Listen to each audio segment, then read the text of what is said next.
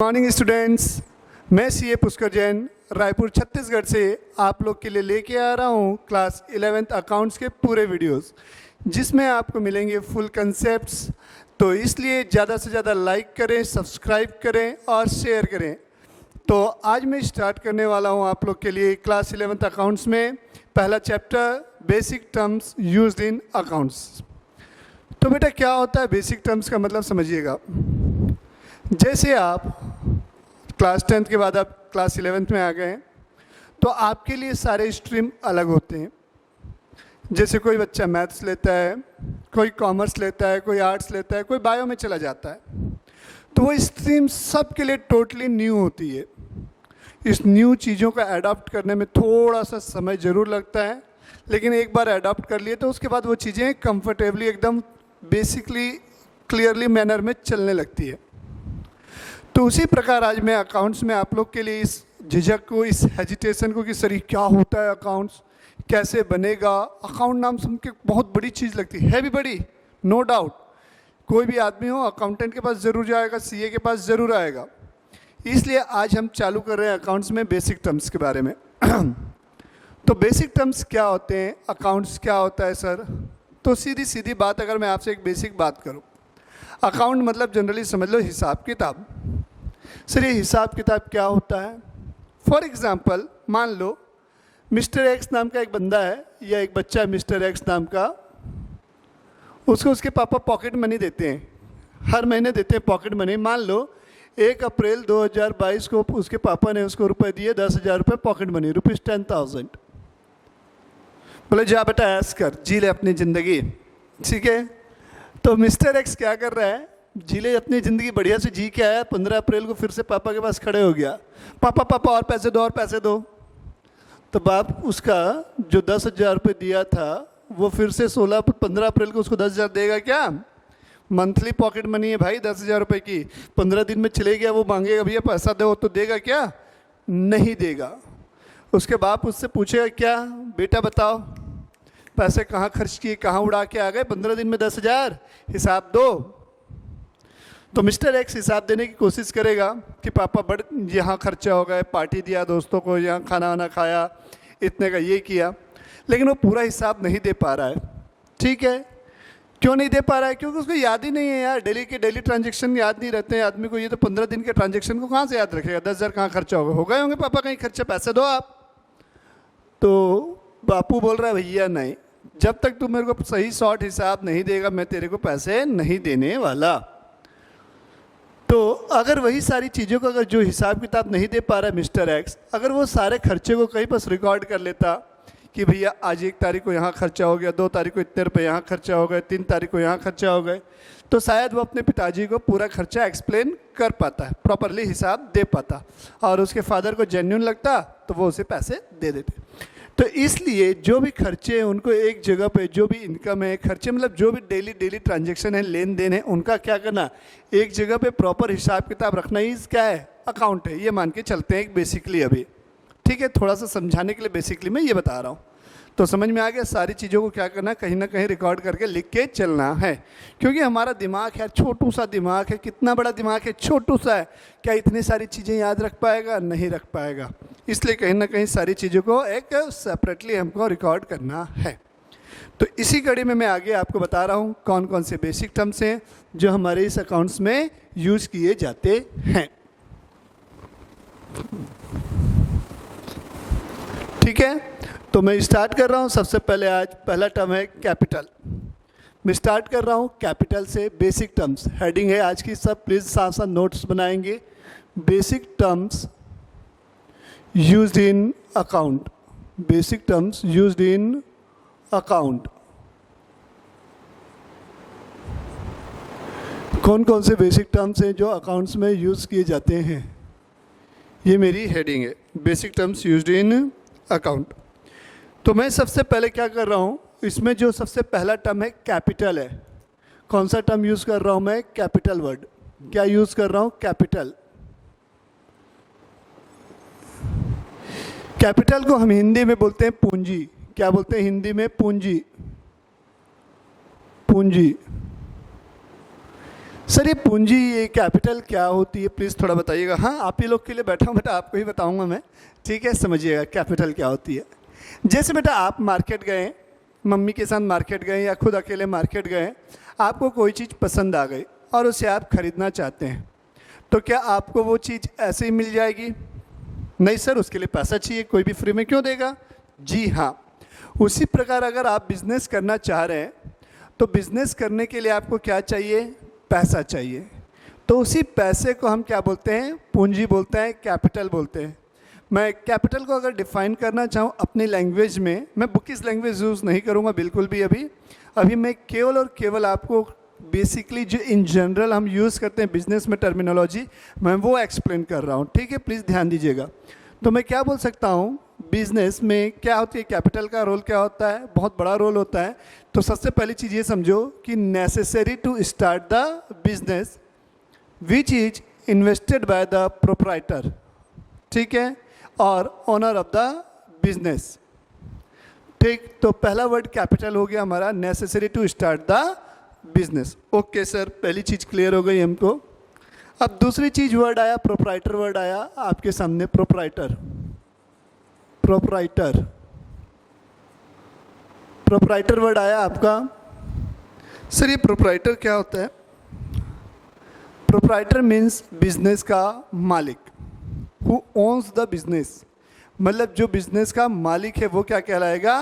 Proprietor कहलाएगा। जो business में पैसे इन्वेस्ट करता है और जिसकी जिम्मेदारी क्या होती है, जो भी प्रॉफिट और लॉस है उसको बियर करना होता है, उसको रिस्क है, जिम्मेदारी है उसकी भैया कि आपको बिजनेस केयरफुली करना है, अच्छे तरीके से करना है, और जो भी उसका प्रॉफिट या लॉस होगा उसके लिए स्वयं जिम्मेदार है, सेल्फ रिस्पॉन्सिबिलिटी आएगी उसकी, क्योंकि प्रोप्राइटरशिप है।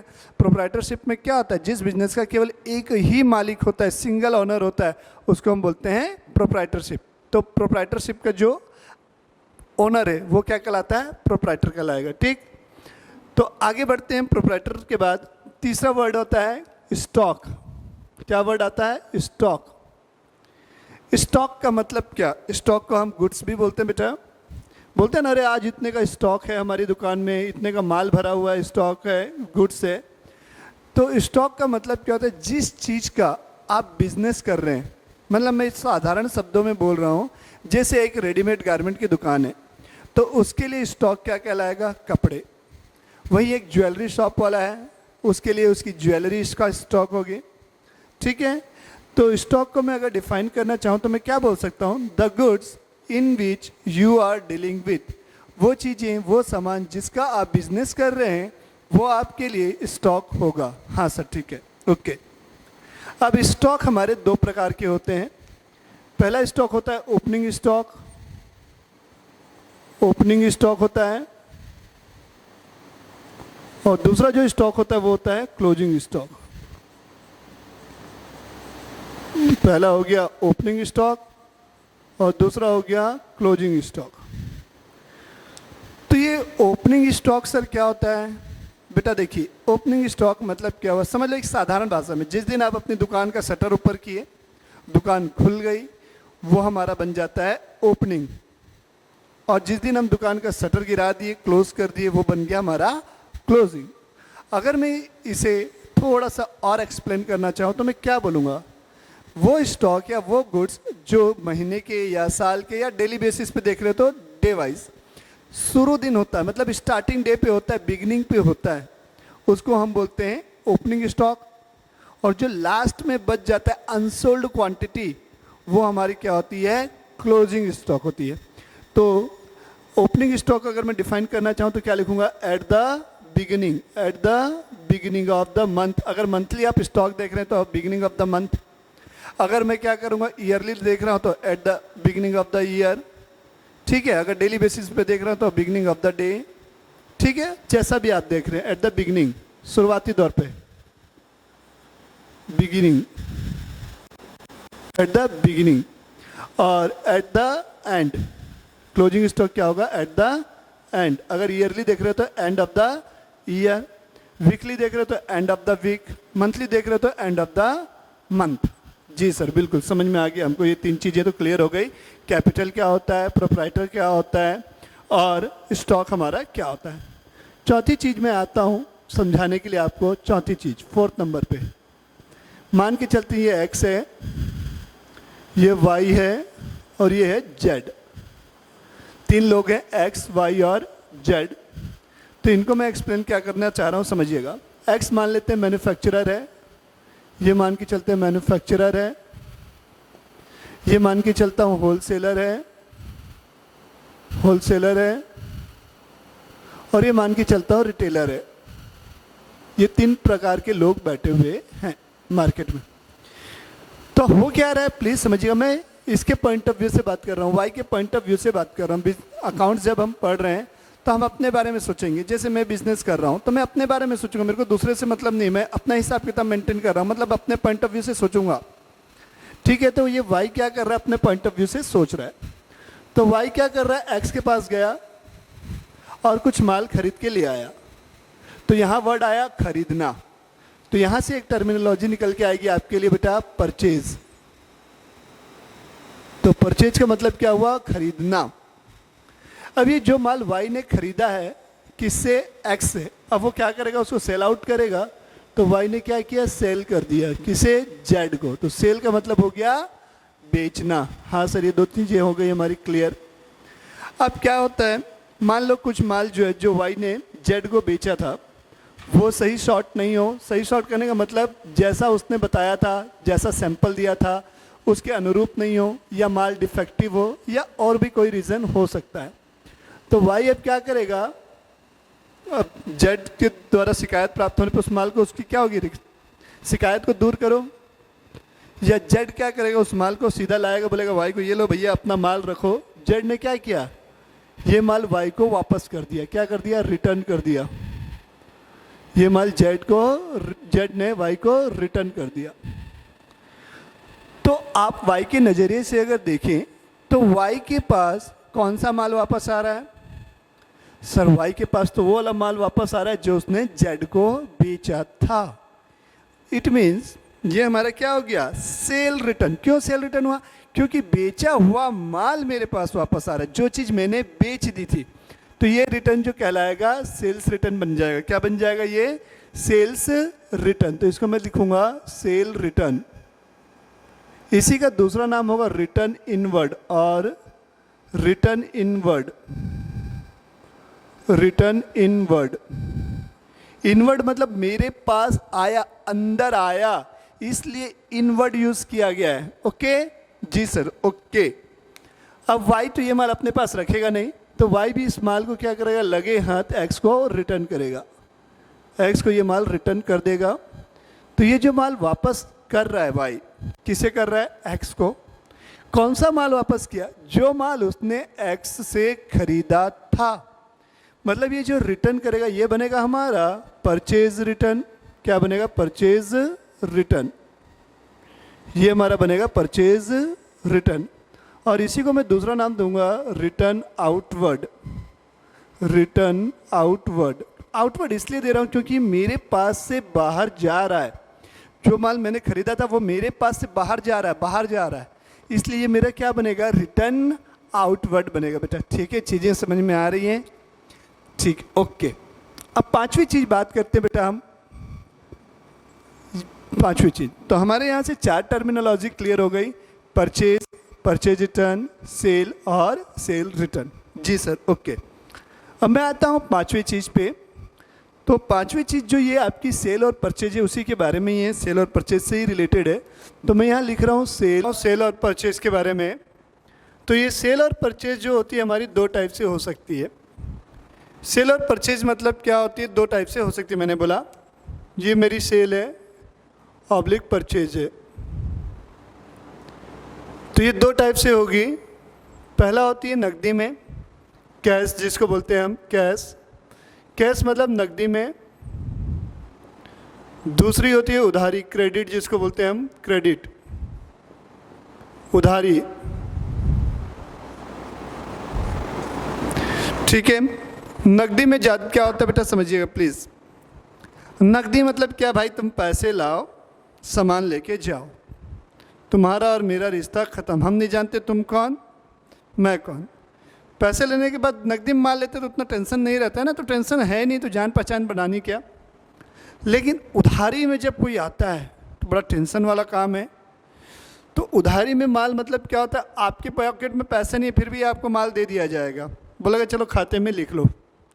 बिजनेस करना है यार, आपको पता है इन प्रेजेंट एरा अगर आपको बिजनेस करना है तो बिजनेस उधारी में ज़्यादा नकदी में कम चलता है। जब तक आप बिजनेस में उधारी नहीं दोगे बिजनेस नहीं कर पाओगे, इसलिए हमको क्या करना है, उधारी भी बेचना पड़ता है। तो ये चीज़ें क्या हो गई, बिना पैसे के माल लेना देना इज कॉल्ड उधारी यानी कि क्रेडिट, पैसे लेकर माल देना इज कॉल्ड कैश। तो कैश जब काम होता है तो बिजनेस में कोई रिलेशन डेवलप नहीं होगा। कहने का मतलब ये मैं टर्मिनोलॉजी के टर्म में बता रहा हूँ, ठीक है, ऐसा नहीं कि रिलेशन डेवलप नहीं होगा human being to human being, ऐसा नहीं बोल रहा हूँ, एक टर्मिनोलॉजी के टर्म में बता रहा हूँ। आज क्या हुआ, मैंने आपको माल बेचा, आपने पैसे दे दिए, तो उसके बाद का कड़ी खत्म, तुम दोबारा आओ मत आओ टेंशन उतना है नहीं। बट उधारी में जब मैं आपको माल बेच रहा हूँ तो मेरा आपसे एक रिलेशन बनेगा, उसी रिलेशन को मैं यहाँ डिस्कस कर रहा हूँ डेटर और क्रेडिटर का। डेटर और क्रेडिटर का, डेटर का मतलब क्या, जिस व्यक्ति से जिस पर्सन से मुझे पैसे लेने रिकवर करने वो मेरा क्या कहलाएगा, debtor. A person from whom money is to be recovered. अगर अपन इसको समझना चाहें तो कैसे समझेंगे, फॉर एग्जाम्पल एक्स है, इसने वाई को माल बेचा उधारी में, क्रेडिट में, क्रेडिट को सीआर लिखा जाएगा, तो एक्स पैसे वसूल करेगा किससे, वाई से। तो वाई जो है एक्स के लिए क्या कहलाएगा, डेटर कहलाएगा। वाई क्या कहलाएगा, एक्स के लिए डेटर कहलाएगा। ठीक है चीज़ें, ओके। उसी प्रकार एक होता है क्रेडिटर। क्या होता है क्रेडिटर, क्रेडिटर लिखोगे तो CREDITOR, क्रेडिटर। डेटर को बोला जाता है हिंदी में देनदार, क्रेडिटर को बोला जाता है लेनदार, पैसा लेने वाला, लेनदार। ठीक है, लेनदार ऐसा नहीं कि देने वाला देनदार, लेने वाला लेनदार, ऐसा नहीं। क्रेडिटर का मतलब क्या होगा, फॉर एग्जाम्पल से पहले मैं समझा तो देता हूँ। जिससे पेमेंट करनी है, पेमेंट किस बात की, सपोज मैंने किसी से उधारी में कुछ सामान खरीद के ले आया, अब मेरी ये रिस्पॉन्सिबिलिटी है, मेरी लाइबिलिटी, ये जिम्मेदारी है कि मैं जाऊँ उस व्यक्ति को उसके पैसे लौटा दूँ। तो ये क्या कहलाएगा, क्रेडिटर। मतलब जिसे पेमेंट करनी इन फ्यूचर वो मेरा क्या है, क्रेडिटर है। A person to whom money is required to be paid in future, वो हमारा क्या है, क्रेडिटर है। सपोज इसी क्वेश्चन में एक्स ने मान लो उधारी में माल खरीदा है किससे, वाई से। ठीक है, तो एक्स जो है उधारी में खरीद के लाया है किससे, वाई से। तो वाई जो है एक्स के लिए क्या बनेगा, क्रेडिटर बनेगा। पिछले कुछ कंसेप्ट मतलब डेटर वाले कंसेप्ट में डेटर बना था, अब इस कंसेप्ट में क्या बन जाएगा, क्रेडिटर बन जाएगा कि वाई को किसे पेमेंट करनी है, एक्स को पेमेंट करनी है इन फ्यूचर। ठीक है सर, अब डेटर हो गया, क्रेडिटर हो गया, तो यहीं से एक आता है बिल्स रिसीवेबल और एक बिल्स पेबल। बिल्स रिसीवेबल को मैं लिखूंगा B/R और बिल्स पेबल को मैं लिखूंगा B/P। सर ये बिल्स रिसीवेबल क्या होता है, बिल्स पेबल क्या होता है, हाँ बेटा समझा रहा हूँ उसी को मैं। इसी क्वेश्चन में जैसे एक्स ने वाई को माल बेचा है कितने रुपए का, 10,000 रुपये का उधारी में, क्रेडिट सेल है। तो एक्स के मन में डर आ रहा है, स्वाभाविक सी बात है, उधार देना मतलब बड़ी जिगर का काम है, जिगर चाहिए। ठीक है, पैसा डूब भी सकता है ना यार। ठीक है, तो अब क्या कर रहा है, एक्स ने उधारी तो बेच दिया लेकिन अभी भी होल्ड पे रखा हुआ है। वाई बोल रहा है यार, मैं वाई को बोल रहा है भाई मैं कैसे ये विश्वास कर लूँ कि तुम मुझे मेरे माल का पैसा वापस कर दोगे। वाई बोलता है यार मैं तेरे पड़ोस में रहता हूँ, पड़ोसी काम नहीं आएगा तो कैसे बनेगा। एक्स बोल रहा है बात तो तेरी सही है, फिर भी पैसे का मामला है भाई। तो वाई बोल रहा है यार एक काम कर, मैं तेरे को लिख के देता हूँ कि मैं तेरे पैसे वापस कर दूंगा। एक्स बोला हाँ ये हुई ना बात। तो एक स्टाम्प पेपर पे क्या हो रहा है, लिखा पढ़ी हो रही है। ये स्टाम्प पेपर है, ये जो है कि स्टाम्प पेपर है, लीगल होता है ये स्टाम्प पेपर है, ये स्टाम्प पेपर है ये। इस पे क्या हुआ, वाई ने क्या किया, साइन कर दिया। वाई ने क्या किया, साइन किया, और ये साइन किया हुआ